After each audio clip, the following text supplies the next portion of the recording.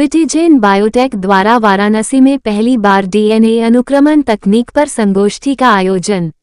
विटिजेन biotech एक प्रमुख जैव प्रौद्योगिकी शिक्षण और अनुसंधान कंपनी गर्व के साथ अगली पीढ़ी के अनुक्रमण के अनुप्रयोगों पर आधारित संगोष्ठी की घोषणा कर रही है, जो आनुवंशिकी और स्वास्थ्य देखभाल में महत्वपूर्ण है। ये कार्यक्रम बीएलडब्ल्यू के निकट राजेंद्र विहार कॉलोनी स्थित उदय पैलेस में आयोजित किया गया।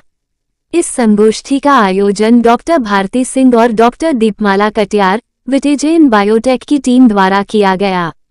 ये संगोष्ठी जैव प्रौद्योगिकी और स्वास्थ्य अनुसंधान के वैज्ञानिक का एक गतिशील मिलन सुनिश्चित करती है, जो अत्याधुनिक जानकारी प्रस्तुत करेंगे और एक उज्ज्वल भविष्य के लिए सहयोग को बढ़ावा देंगे। ये शिक्षाविदों, वैज्ञानिकों, नवप्रवर्तकों और विभिन्न कॉलेजों के छात्रों का एक प्रमुख संगम होगा। यह एक दिवसीय संगोष्ठी नवीनतम रुझानों को प्रदर्शित करेगी, नेटवर्किंग के अवसरों को सुगम बनाएगी और नवप्रवर्तकों को अपने विचार साझा करने का मंच प्रदान करेगी। अगली पीढ़ी के अनुक्रमण और डेटा विश्लेषण की गहरी समझ आवश्यक है। एनजीएस अगली पीढ़ी अनुक्रमण एक शक्तिशाली तकनीक है जिसका उपयोग जीनोमिक अनुसंधान में डीएनए के भीतर न्यूक्लियोटाइड के सटीक क्रम का पता लगाने के लिए किया जाता है। एनजीएस एक साथ लाखों डीएनए टुकड़ों को अनुक्रमित कर सकता है, जिससे जीनोम की संरचना, आनुवंशिक विविधताएं, जीन गतिविधि और जीन व्यवहार में होने वाले परिवर्तनों के बारे में विस्तृत जानकारी मिलती है। इस तकनीक द्वारा उत्पन्न भारी मात्रा में डेटा विभिन्न रोगों और उनके कारण बनने वाले रोगाणुओं की विषाणुता को समझने में सहायता करता है, जो प्रकोप की जांच में मदद कर सकता है। अंततः ये तकनीक मानव रोगजनकों के लिए उपचार के विकास का समर्थन करेगी और प्रभावी स्क्रीनिंग और हस्तक्षेप के माध्यम से सार्वजनिक स्वास्थ्य कल्याण में योगदान देगी। कार्यक्रम के संरक्षक प्रो. चंदना हलदर, पूर्व निदेशक, विज्ञान संस्थान, बनारस हिंदू विश्वविद्यालय, ने इस संगोष्ठी के विषय की सराहना की और कहा कि अगली पीढ़ी के अनुक्रमण प्रौद्योगिकी का ज्ञान और समझ जीवन विज्ञान अनुसंधान के क्षेत्र में अत्यंत आवश्यक है। कार्यक्रम के दूसरे संरक्षक प्रोफेसर गोपाल नाथ, मेडिकल साइंसेज संस्थान, बीएचयू, ने अगली पीढ़ी के अनुक्रमण प्रौद्योगिकी के प्रचार के लिए जीवन विज्ञान की सभी शाखाओं के सहयोग पर जोर दिया। उन्होंने कहा कि हमें इस तकनीक पर ध्यान केंद्रित करना होगा ताकि उत्परिवर्तन के रूपों की बेहतर समझ हासिल की जा सके, जिससे चिकित्सा विज्ञान में और अधिक अन्वेषण संभव हो सके। इस कार्यक्रम में विविध एजेंडा होगा, जिसमें प्रसिद्ध वक्ताओं द्वारा कीनोट प्रस्तुतियां, पैनल चर्चाएं, इंटरैक्टिव कार्यशालाएं और उद्योग की प्रगति को प्रदर्शित करने वाला प्रदर्शनी हॉल शामिल होगा। प्रमुख वक्ताओं में doctor Rajiv Vikram, university of Alberta, Canada शामिल हैं, जो अगली पीढ़ी के अनुक्रमण प्रौद्योगिकी पर अपने अनुभव साझा करेंगे, जो जैविक अनुसंधान के भविष्य को आकार दे रहा है। हमारा पैनल प्रतिष्ठित वैज्ञानिकों से बना होगा जो अपने अपने क्षेत्रों में विशेषज्ञ हैं। इसमें डॉक्टर सुशील अग्रवाल, ईएनटी विभाग के प्रमुख IMS BHU, doctor Neera Yadav, अनुसंधान प्रोफेसर, क्योंगी विश्वविद्यालय, सियोल, दक्षिण कोरिया, और डॉक्टर राजेश के सिंह, युवा वैज्ञानिक, द्रव्यगुण विभाग, आईएमएस बीएचयू शामिल हैं। प्रतिभागी शिक्षाविदों के साथ जुड़ सकते हैं, मूल्यवान साझेदारियां बना सकते हैं और समर्पित नेटवर्किंग सत्रों के दौरान अंतर्दृष्टि प्राप्त कर सकते हैं।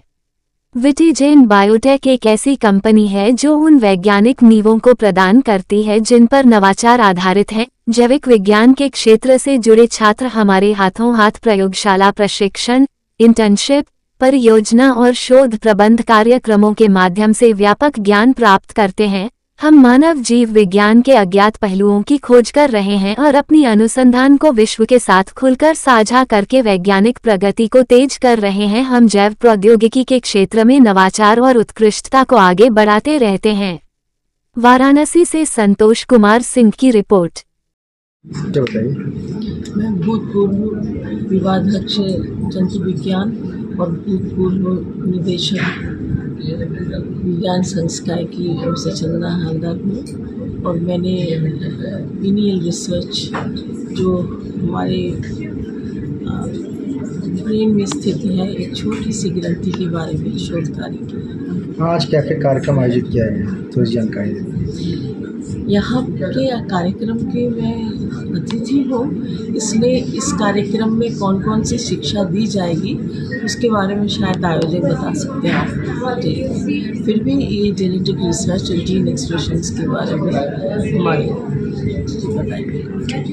Dean research institute of medical science in Banaras university. क्या क्या कार्यक्रम आयोजित किए गए हैं, क्या था?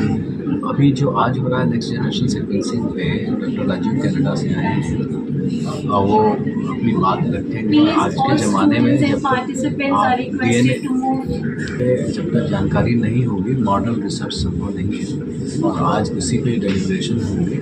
और जब तक कि जैसे जितना भी आप जानते हो कोरोना वायरस में म्यूटेशंस हो रहे थे तो कौन से वैक्सीन कैसे बनेगा, तो आज की जो जानकारी दी जाएगी वैक्सीन बनाने में मदद मिलेगी, डायग्नोस्टिक किट बनाने में मदद मिलेगी, बीमारी को पहचानने में मदद मिलेगी। और इंडिया में थोड़ी सी कमी है, अगर ये हम लोग अभी जैसा कि बोल रहे थे अगर हमें जीन एनोटेशन सीक्वेंसिंग और उसका इंटरप्रिटेशन समझ में आ जाए तो बहुत ही मैंने बूस्ट होगा इंडियन साइंस में। और हमारे जो नए एज के सारे बच्चे आए हैं इनको अगर इसी स्टेज से सिखा देंगे तो बहुत ही अच्छा ही रहेगा, क्योंकि जो चीज़ हम लोग आज लर्न कर रहे हैं इन लोगों को इसी स्टेज में सिखाने की कोशिश और ये कर रही हैं दोनों डॉक्टर भारती और वैदिक माता, वो बहुत ही बड़ा अचीवमेंट। जो स्टूडेंट्स आए हैं कहाँ से पार्टिसिपेट कर रहे हैं? स्टूडेंट बहुत ही मैंने डॉक्टर भारती बताएंगे, लेकिन बहुत सारे कॉलेजेस और बहुत सारे मैंने वाइड स्पेक्ट्रम के लोग आए हैं और काफ़ी मैंने इन्होंने पिक्चर्स भी कि सर जो DNA पर आज रिसर्च चल रहा है क्या है इसमें, कुछ इसके बारे में?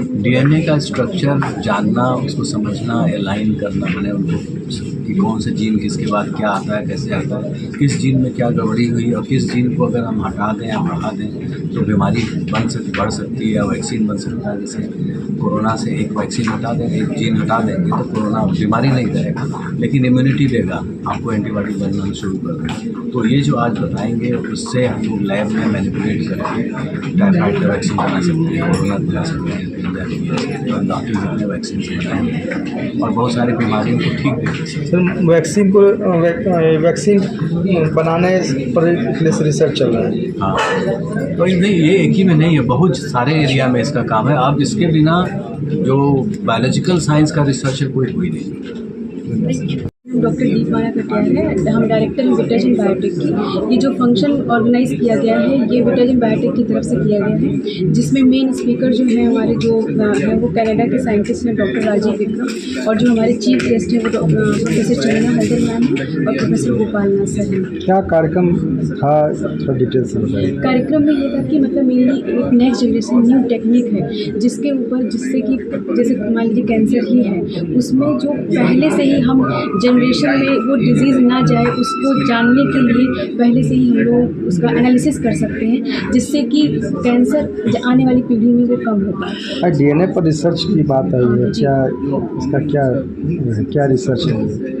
DNA को लेकर उसमें जो DNA है उसकी पूरी सीक्वेंसिंग डेटा एनालिसिस करना और डेटा एनालिसिस करके प्रीवियस डेटा से उसको मैच करेंगे तो उससे क्या होगा कि हमें पता चल जाएगा कि किस सीक्वेंस पे म्यूटेशन हुआ है, जिससे कि हम ये पता कर पाएंगे कि किस DNA में चेंज हुआ है जिसकी वजह से कोई पर्टिकुलर बीमारी हो रही है, तो उसको हम ठीक कर सकते हैं। कहाँ से स्टूडेंट पार्टिसिपेट कर रहे हैं? यहाँ पे जो स्टूडेंट हैं वो जौनपुर से हसन कॉलेज से हैं, वीर बहादुर सिंह यूनिवर्सिटी से हैं और लखनऊ यूनिवर्सिटी से हैं, बनारस हिंदू यूनिवर्सिटी से हैं और ये यूपी कॉलेज से हैं और Ashoka institute of management and technology और Kashi institute of management and technology और कुछ स्टूडेंट मिर्ज़ापुर है और क्या कहते हैं मतलब आसपास के जो भी पूर्वांचल के फील्ड काफ़ी बच्चे आए हैं।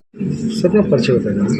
मैं doctor Rajiv Vikram, department of medical sciences, university of Alberta, Canada. क्या कहना चाहेंगे आज के कार्यक्रम? आज के कार्यक्रम के बारे में ये कहना चाहूँगा कि जो विटाजिन बायोटेक ने ऑर्गेनाइज किया यह एक बहुत ही कम से कम बनारस की जनता के लिए और पूर्वांचल की जनता के लिए एक बहुत बड़ा कदम है सीखने के लिए और स्टूडेंट्स के लिए ये जानें कि आज नई टेक्नोलॉजी से हम लोग क्या क्या कर सकते हैं, किस तरीके से डिजीज़ों से बच सकते हैं, specially cancer, ageing, heart disease और न्यूरोडिजेनरेटिव डिजीज़ जैसे पार्किंसंस हो गया, मेमोरी लॉस हो जाती है लोगों को जैसे जैसे लोग की एज बढ़ती है, इन सब चीज़ों से हम कैसे कर सकते हैं। और प्लस जैसा सर ने बताया कोविड-19 वायरल बैक्टीरियल इस तरह के भी इन्फेक्शन जो होते हैं जो आपको बहुत ज़्यादा हर्ट कर सकते हैं और जिनके लिए लोग कह देते हैं कि लाइलाज है, उनका भी इलाज हम कैसे खोजें, इस तरह की रिसर्च में बहुत मदद मिलेगी।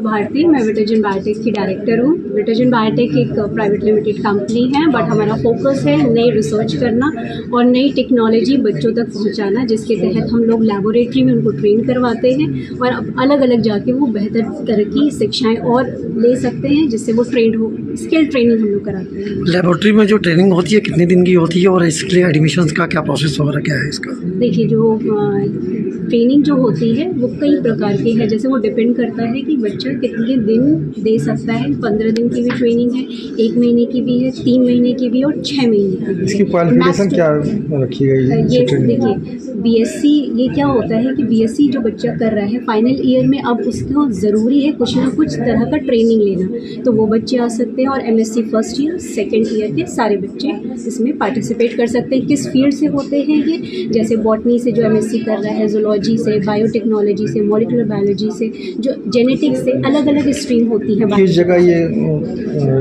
हमारा जो इंस्टीट्यूट है ये है सुंदरपुर निरंतर। क्या कहना चाहेंगे स्टूडेंट्स के लिए? हाँ, स्टूडेंट्स से ये कहना चाहेंगे कि आने वाले समय में ये जो टेक्नोलॉजी है ये बहुत तेज़ी से बूम कर रही है, आगे बढ़ रही है।